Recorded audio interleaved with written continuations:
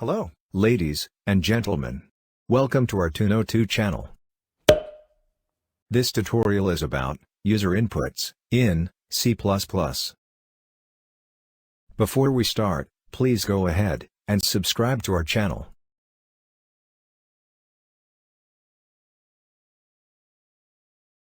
Now, first we go to replit.com and log in. If you do not have an account, please create one. Then, click on the Create button on the top left corner of your screen.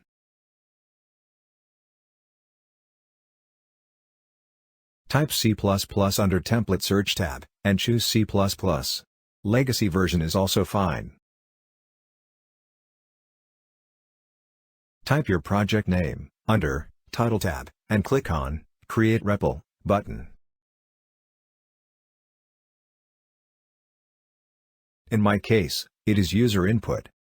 Cout is used to print values on the console screen, and sin is used to get user input from the keyboard. There is already a written Hello World template on your screen.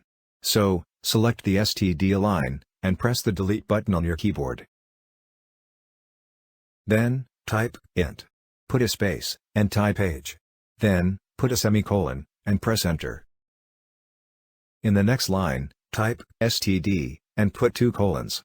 Then, type cout, and put 2 less than signs. After that, write, how old are you? In between quotation marks. Then, put a semicolon at the end of the line, and press enter.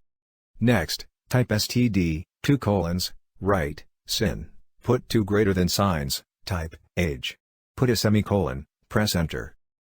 Don't forget to put a semicolon after each command line on C++. Finally, type std, 2 colons, cout. Put 2 less than signs. Write, you are in between quotation marks. Don't forget to put a space before closing the quotation. After quotation, put another 2 less than signs. Then, write, age. After age, put 2 less than signs, one more time.